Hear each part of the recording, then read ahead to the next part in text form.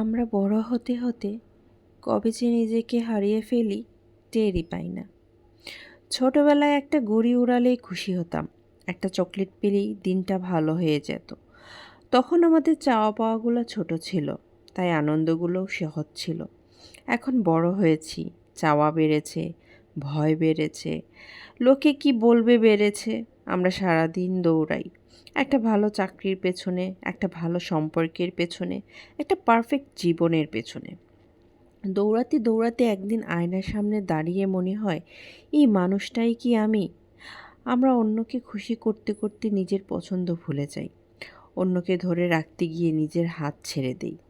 তাই মাঝে মাঝে থামতে হয়, এক কাপ চা নিয়ে বারান্দায় বসতে হয়, নিজেকে জিজ্ঞেস করতে হয়, আমি আসলে কি চাই। উত্তরটা হয়তো সাথে সাথে আসবে না, কিন্তু অন্তত নিজেকে প্রশ্ন করাটা জরুরি। কারণ পৃথিবী সবাই চলে গেলেও দিন শেষে তোমার সাথে তুমিই থাকবে। নিজেকে হারিয়ে ফেলো না, বাকি সব কিছু আবার পাওয়া যায়। নিজেকে একবার হারালে আর ফেরত পাওয়া কঠিন।